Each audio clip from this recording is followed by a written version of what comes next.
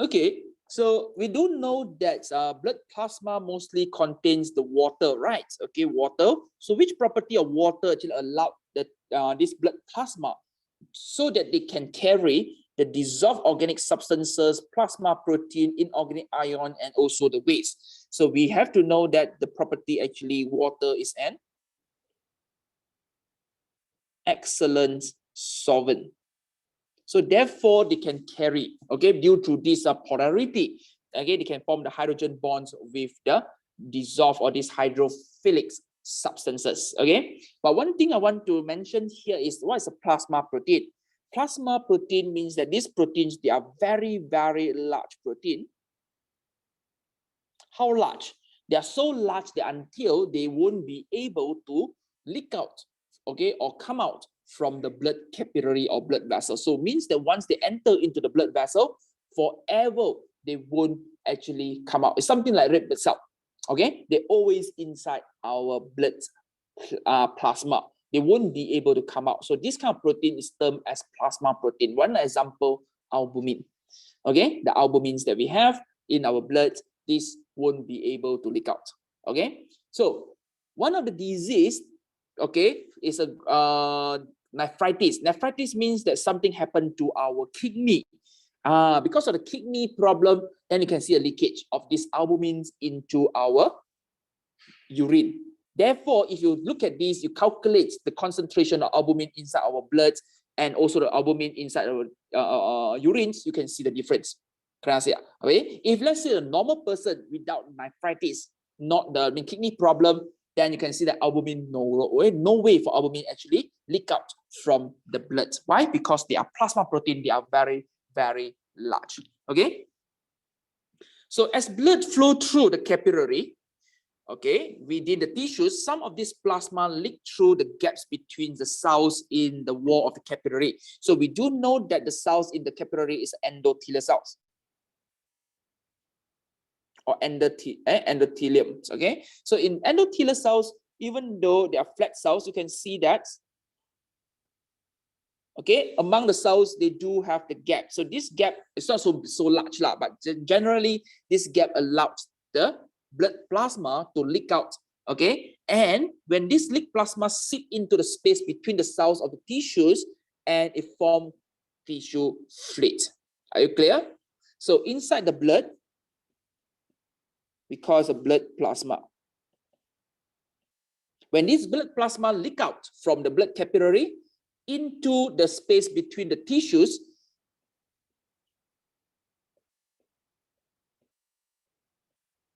then we call it as a tissue fluid. So what is the main difference? If you compare blood plasma and tissue fluid, they are almost identical. But we have two things actually not present in the tissue fluid. In the tissue fluid, we won't get red blood cell. Okay, unless tissue injury take place. If no, we won't get red blood cells, and you won't get plasma protein. So you won't get the red blood cell, you won't get a plasma protein inside the tissue fluid. Are you clear? In the tissue fluid, you won't be able to see red blood cell and plasma protein. Why? Because plasma protein is too large, so they will remain in the blood all the time. So even though we say they're almost identical, but red blood cells and plasma protein, you won't be able to see them inside the tissue fluid. Okay, white blood cells still can. For example, monocytes. Okay, for example, neutrophil. They still are able, they are still able to diffuse, okay, or not diffuse, but squeeze through, okay, the blood capillary, the pore, the gap there, and enter into the tissue fluid. Okay, so the question here is what is the force that actually force this blood plasma to seep into the space and form the tissue fluid? And this is also important because the formation of tissue fluid helps us to exchange the dissolved material between the cells and also the blood. So it means that blood supply the nutrients and then take away the waste. How this actually happens? Then we have to look at the formations of the tissue fluids.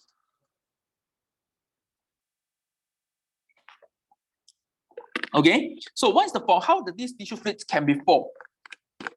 then we have to understand we have two forces. The first force actually because of the blood pressure.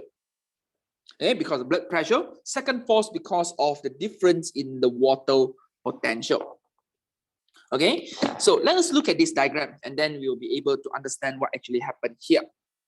Now, we do know that this is a blood capillary. Can you see the blood capillary between these endothelium, okay, or endothelial cells? We have the gap.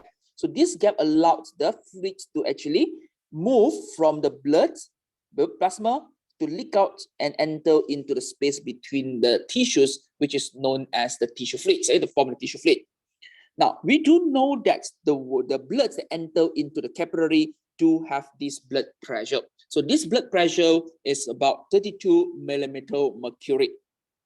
Okay, so this blood pressure, because the pressure is high, right? You try to imagine that if I have, okay, yeah, I have a balloons, not balloons, but a plastic bag. You try to imagine I have one plastic bag. This plastic bag, we fill it with water inside and you poke a hole. So if you squeeze it, because the pressure increase, the water will leak out, correct or not? Okay, so same goes to our blood capillary. Because of the blood pressure actually we're going to force the fluids to move, the blood plasma to move into the space between the tissues, forming the tissue fluids. But one of the thing here is we need to know inside our blood capillary we do have the plasma protein. So write down for plasma protein. What's so special of plasma protein? They are globular protein. They are large, so they cannot move out, okay, of the capillary. So they always stay inside the capillary. When always stay in capillary, what happens? They are going to lower down the water potential. So try to imagine water potential because of the globular protein or plasma protein, water potential is low. Here, water potential is high. Because those ions, those nutrients, when enter, will be taken out by the cells. So it means that's less of the solutes. So it means that water potential is high, water potential is low. So that's net movement of the water molecule. The fluid now moves back. But if you compare these two forces, blood pressure, the effect of blood pressure is higher. So therefore, we have the net pressure force out the fluid. It's roughly about 10 millimeter mercury. So it's so low, the pressure, it won't rupture the capillary. Can you see that? It won't rupture the capillary. This happened at the arterial end. So because of the net movements of the fluid out of the capillary, so the nutrient, glucose, amino acid, vitamins, hormones, all they can enter into tissue fluid and taken out by the cells. Are you clear? Okay, now how about venous end? At the venous end here, because when the fluid move out already, less fluid cannot, less, volume. When less volume, blood pressure actually decreases. Are you clear? Okay, from 32 to 15. How about water potential, the force? Because we didn't change much, right? The plasma protein still remain the same. So it means that water potential inside the capillary is still low, water potential inside the tissue fluid still high. Why? Because the ions, everything are used up by the cells already, correct or not? So it means the water potential is high, water potential is low. So because of these water potential gradients, the fluids or water molecule move back. But now you look at the effect. The effect of the water potential is higher than the blood pressure. So therefore, there is a net movement of the fluids now back to the capillary. Bring the what? Bring the waste. Why? Because nutrients have been absorbed by the cells. So the waste is the one will move in. But the thing here is, can you see that 10 millimeter mercury, 7 millimeter mercury? So means that if I force out so much but take in so little, means that we still have accumulation. So roughly about 90% will return. So 10% accumulated inside the tissue fluids. This is dangerous. Why is it dangerous? Because you try to imagine that we continuously leak out. Okay, every time we give 10, take in 7. Give 10, take in 7. So accumulations of the fluid, and accumulation of the fluid will cause edema. Okay, it will increase the pressure inside our brain. It will going to cause the accumulation of the fluid inside our lung, which will going to stop us from carry out the gas exchange. Are you clear? Okay, so very, very important. Now we do have a problem. Why? Because every time we have so much of the fluid enter into the interstitial, or the space between the cells, but we can't take them all in. Okay, so we need to have another system to help us to drain out, okay, or to remove these accumulations of the fluid. At least it won't cause the edema in this case. Okay. So again, as I say that at the arterial end, the blood pressure inside the capillary is enough to push the fluid into the tissues, but the tissue lack of the high concentration of protein that exists in the blood plasma. So the imbalance leads to osmotic movement of water molecule back to the capillary at the venous end. So can you see that? One move out and the venous end move in. So therefore, we allow the exchange. Okay. But again, as I say that every time exchange, you can see that from 10 millimeter mercury, 7 millimeter mercury. So it means that there is an accumulation of the fluid at the tissue fluid there. So we need another system called lymphatic system to help us to remove this fluid. Okay, as I say that 90% of the fluid that leak from capillary eventually sit back into the blood capillary, but you still have 10%. You cannot accumulate 10% every time 10%, cannot. So we need to return this 10% through a series of tube known as lymphatic vessel or lymphatics. Okay, so this lymphatic vessel, if you look at the structure of the lymphatic vessel, they are blind-ended. It's not like our blood capillary, no end, right? You make a turn. This one is blind-ended, and they have a lot of this valve. Can you see that? Okay, so this valve allows the fluid to enter. So tissue fluid, right? Try to imagine accumulation of tissue fluid increase, the volume increase. So this fluid actually can enter. Okay, so but here can you see that we have a valve? What is the function of this valve? Okay, for some large protein, because some cells may produce a large protein, but they are too large to enter into the blood capillary through the gap of the capillary. So no problem. So those large proteins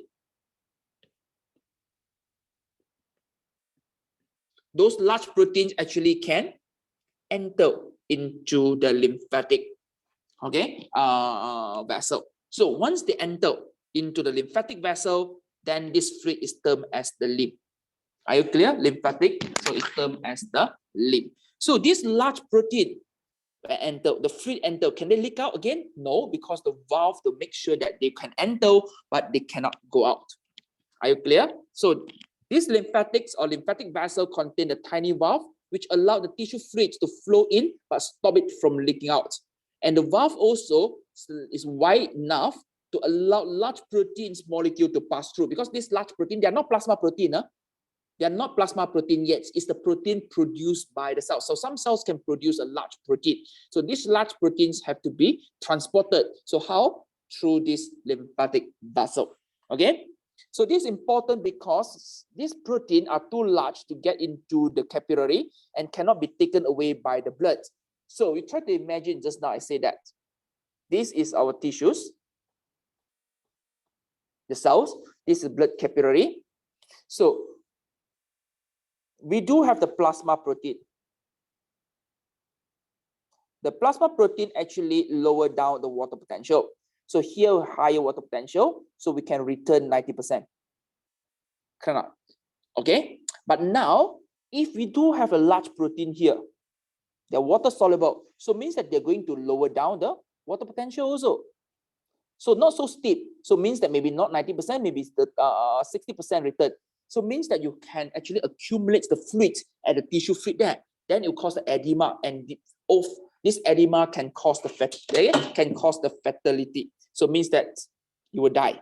This edema will cause the disease. I mean, some people will die because try to imagine the lung accumulated the fluid. Gas action cannot take place. This fluid accumulated in your brain, it will cause what? It will cause the disorientation. You won't be able to survive.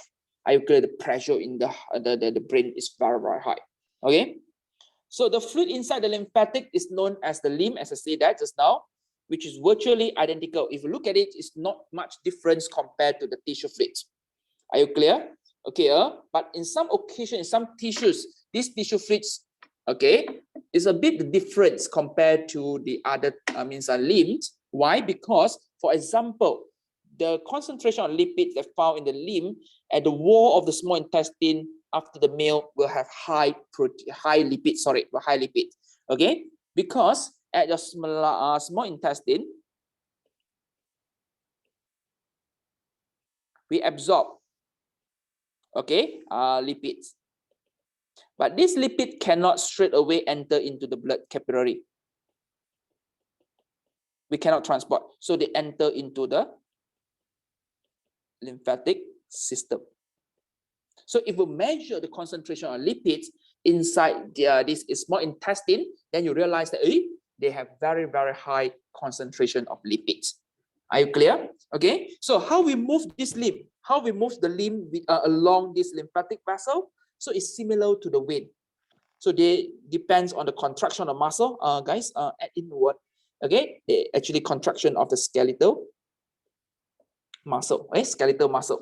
So it means that it's same as a vein. Our skeletal muscle contraction will squeeze. Can I see that? We're going to squeeze. So when squeeze this, it will make the blood actually move from one region to another region. It's not the blood, sorry, the lymph to move from one region to another region. But to prevent the backflow, we do have the valve that actually stop the backflow of the blood. Okay, clear? Okay, so generally you can see that we need to have this extra blood, extra vessel to help us to drain the extra fluids at the tissue fluids. If no, edema will take place. And also we want to carry away the large protein produced by the cells. Okay, so to do this, we need to have the lymphatic system, okay, or lymphatic vessel. So if you see that, guys, how we return, where this lymph actually go. So this lymph will be connected into the large lymph vessel and gradually transport the lymph back to the large vein that runs just beneath the collarbone. So check your collarbones here. We do have a vein called subclavian vein.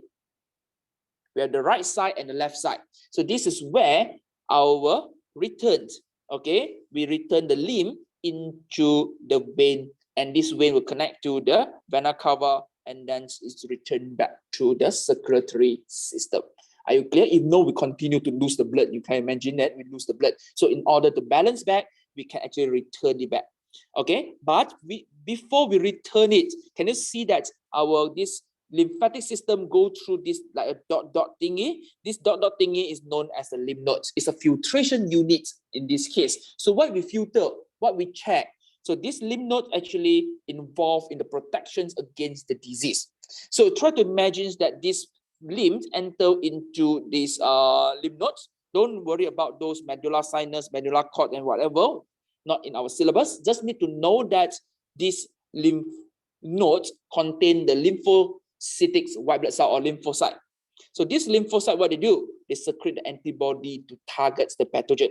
So it means that the lymph that enter here, if it contains the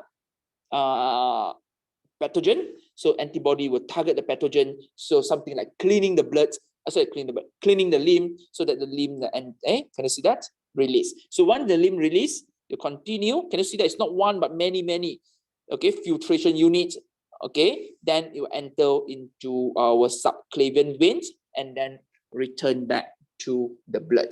So this is how we channel the tissue fluids and the extra tissue fluids back to the blood circulatory system. Okay. So with this, okay, we have done just that we need to compare between the blood plasma, tissue fluids, and also the lymph. So where we can get the blood plasma? So we can get the blood plasma in the artery, capillary, and the vein. So when this blood plasma leak out into the space between the tissues, okay, with a space between the cells and the tissues, it forms tissue fluids, and the extra tissue fluid that enter into the lymphatic system or lymph vessel, then it becomes the lymph. Okay, so in terms of protein content, blood plasma definitely have high protein content because they do have the plasma protein. Tissue fluid actually quite low in terms of protein content because they don't have a plasma protein, and also lymph even lower. Okay, but we do have the exceptional case here. Lymphatic system also involved in the disease defending. Okay, that means defend us from the pathogen.